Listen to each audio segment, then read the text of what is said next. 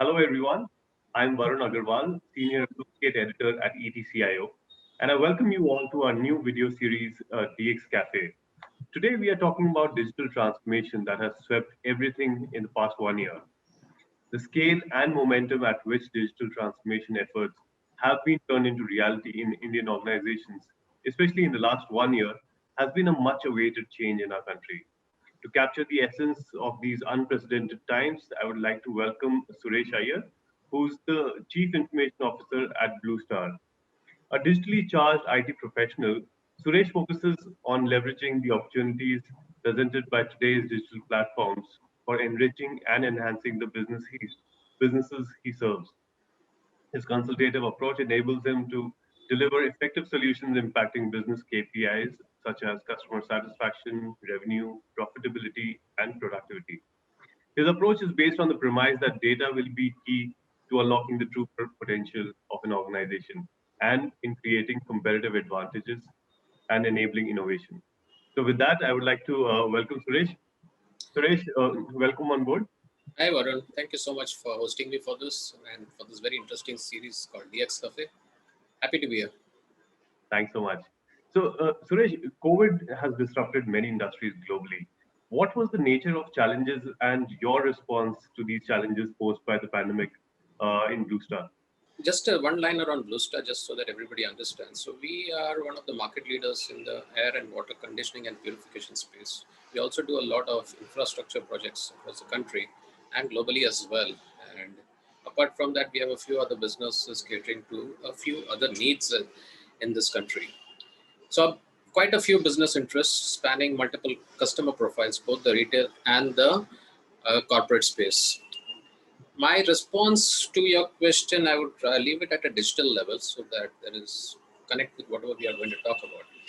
So from that standpoint, well, as you said, the situation was unprecedented and the challenges were obviously equally unprecedented to a large extent, okay, both at the initial stage as well as at the subsequent stages. As the pandemic progressed, the initial stage was quite, I would say, a very earth-shaking event for many companies, including us. We keep talking about business continuity and planning for any disasters. I think, and our preparedness for that was always a debatable question, which we used to keep thinking about it, trying to figure out what to be done. The initial stage of the lockdown, which was countrywide, I think put all of that to a real test. Okay, and all the things which we had done in that regard were put to a actual execution test, and we happy to say that we came through. I mean, a number of things had to happen. We suddenly saw everything had to be enabled from home, and as such, we had to ensure that all our systems were now accessible from outside our premises. At the same time, we had to also ensure that a collaboration and virtual engagement or virtual collaboration and engagement mechanisms were in place because there was really no contact with anybody. And we had to keep ensuring that some of the activities which we were on, I mean, we do a lot of R&D activities, there was some limited manufacturing, then service for critical customers, especially in the hospital, the medical space, and the government space, that and the institutions, the financial institutions were also open. So ensuring that their premises were running as per whatever the specifications were, that was also a critical need. To make sure all of this happened, we also had to bring in a few changes to cater to certain COVID appropriate behavior, okay, and also practice some bring in some safety considerations into place. So quick modification of our systems enabled that. So the initial stage, the countrywide lockdown, quite a few things which we could quickly roll up. And when the lockdown happened, the day it happened, we were completely enabled from working from anywhere.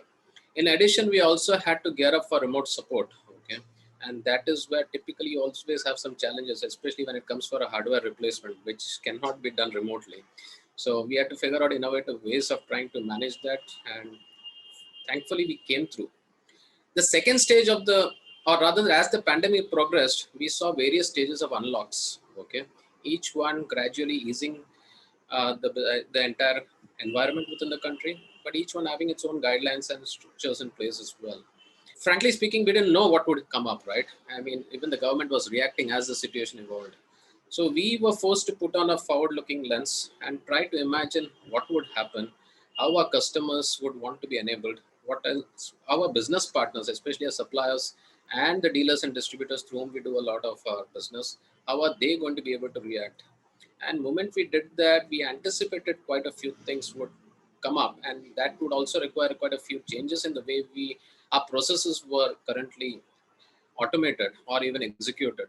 And we rolled in a number of digital initiatives. See, one other aspect which affected the whole, so all these initiatives was the lack of visibility, or lack of, you didn't know what was happening, right? There were various states producing their own reports on lockdowns, containment zones, what were red, amber, and green, and each one had their own nomenclature as well. It was getting very difficult for us to see through all of them and come out with a coherent picture. Okay, so frankly, we set them all aside and we created our own ways and means of dealing with it. In fact, what we did was we created connectors with our suppliers, with our dealers, distributors, and customers to get real-time visibility as to what was happening on their own spaces or their areas, which actually enabled us to react to the situation much better than what we anticipated. And more importantly, it was very narrow. I mean, we could get down to that level, okay, as compared to leaving it at a city or a town level. And the initiatives which we rolled out, we took weeks instead of months, and that also ensured that when the unlock phases started coming up, our businesses were able to ensure that they could quickly establish some momentum and start moving forward. So all in all, I think as and when we progressed, we were able to react better, and I think our customers also were much better serviced in this whole process, and we could see that. I mean, we could see a lot of those kind of interactions and reactions happening, which helped us further enhance what we were doing. So all in all, challenges were in the cases of ensuring business continuity, ensuring security. Security was another paramount need, because suddenly you had everybody working from home. So both protecting the information as well as ensuring your systems were not breached became a priority. So we had to quickly roll in a few things as well.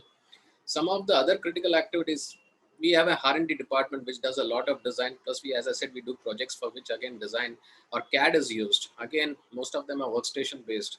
We had to quickly enable them as well, and that is one of the areas where I think we brought in some innovative ways of ensuring they could do whatever they needed to do without losing one single day of operations. So all in all, I think IT was ready, and our response was quite rapid and quite innovative to a large extent as well. Thanks, Suresh.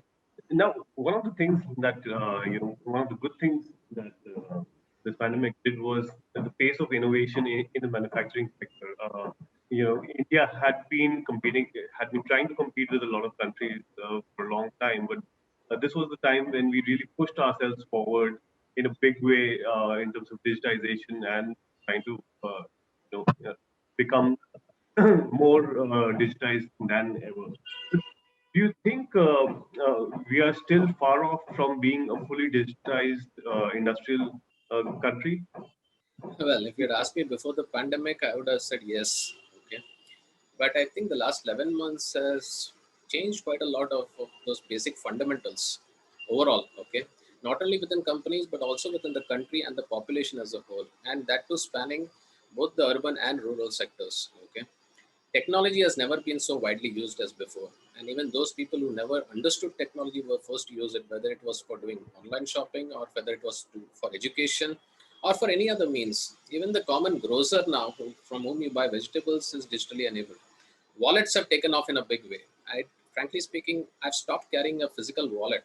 Okay, it's the phone which matters, and you are able to deal with anybody across a wide spectrum of needs through that. So fundamentally, the landscape has changed considerably. Okay, and impression now that organizations are going to be subjected to two different kind of forces, okay, or pressures. One is the threat of similar such events happening, and in this scenario, by being digital, you were able to ensure continuity of business across all processes.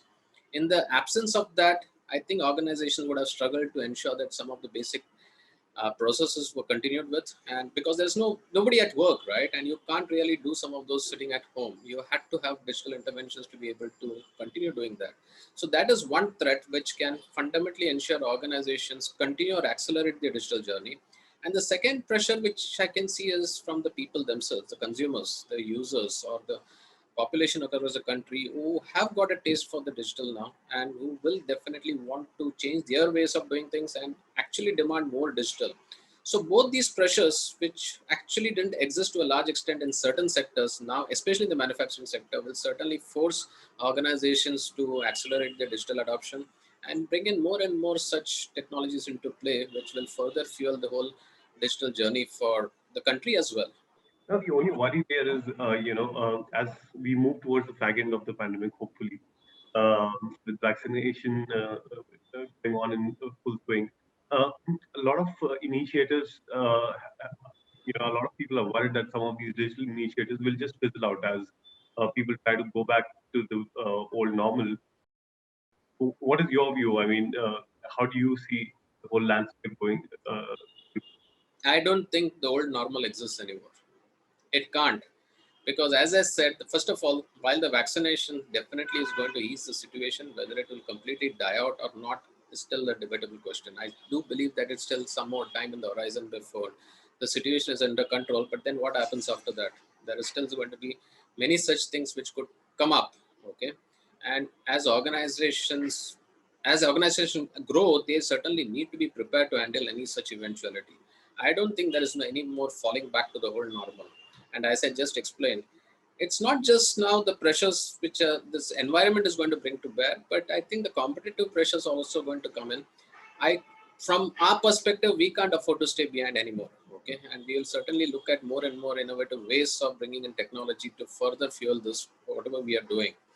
And our consumers have started using technology a lot. Okay, and we can see that happening. So many of our the ways of doing business has changed considerably. How we interact with the dealers, what we pro, and the way that our dealers interact with their customers also has changed, and we are enabling all of that. And fundamentally, more and more electronic exchanges are happening. It's no more ways of the past. The physical brochure is now replaced with the digital catalog. If for many companies that never used to happen, or it never used to happen earlier, but now it has become a real need because there's no more transmission of documents physically, right? Unless you're sending it over a mail, which doesn't make sense, especially when you're engaging with a customer. So a lot of things have changed. The way we do service has changed. There is a lot of attention towards ensuring, in fact, our products are also going through innovation from that standpoint. So I think the normal has shifted. Even how we work in today's environment will be different as to what we did in yesterday's environment, and therefore many things will become more and more digital. So I don't see us falling back anymore.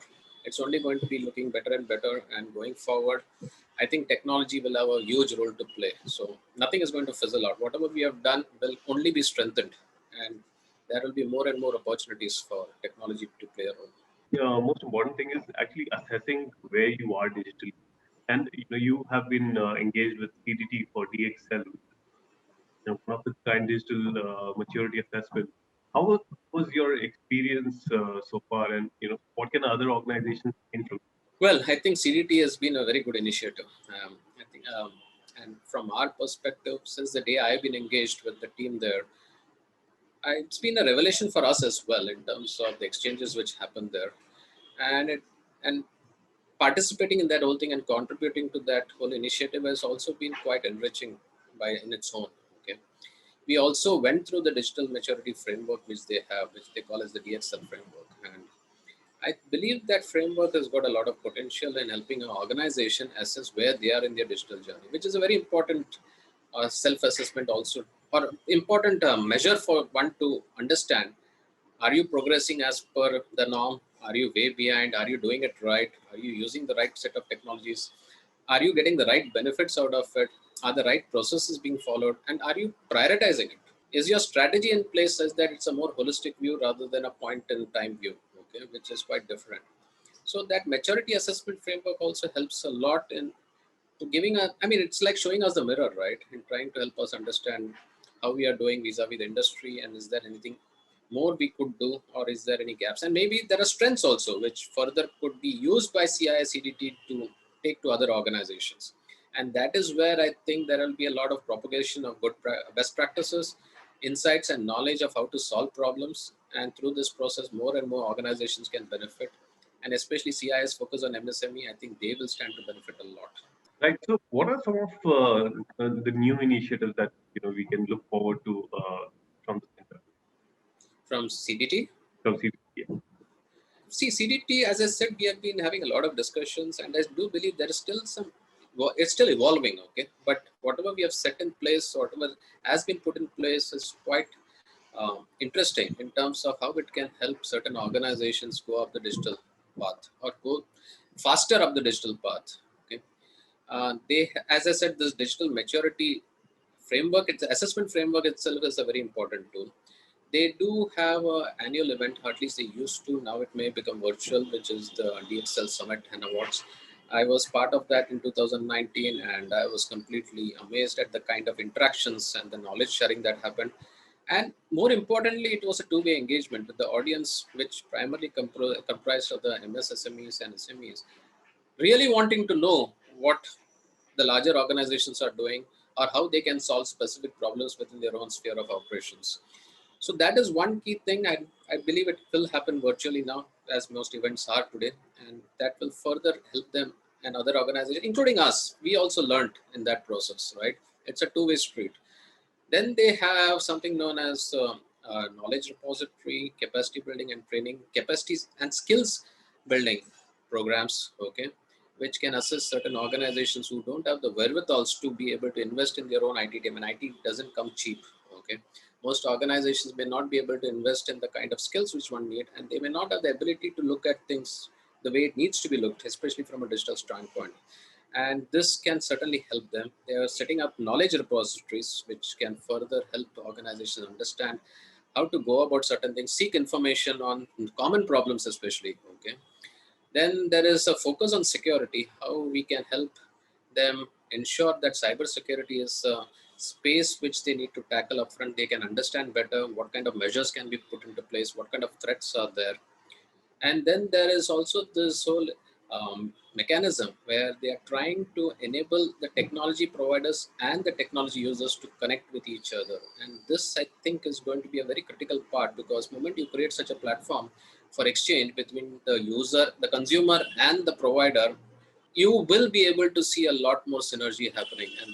And many a times, many of the users may not even know who to talk to. And through such a forum, I'm sure there will be a lot of things which can help them, and they will have the right connects as well. So quite a few things which are out there. Many of them will be seeing a lot of traction, and it's already seeing a lot of traction. As I said, we went through the maturity assessment ourselves, and we are very pleased with the outcome, and certainly will be using the results of that to further enhance our own approach to digital. Very interesting initiatives. Thank you so much for talking to us today, Suresh, and best of luck with all these things. Thank you, Varun. It's been a pleasure to be here, as I said. And frankly speaking, my whole engagement with CDT also has been a very transformative for me as well, to a large extent, because it certainly, when you talk to a lot of peers in the industry or across various sectors, you certainly get a larger picture, even a clearer picture rather, in terms of what is happening, and then bringing it back to your own organization works a lot better as compared to you inventing it yourself. So thank you. Pleasure having you, Suresh. Thank you so much.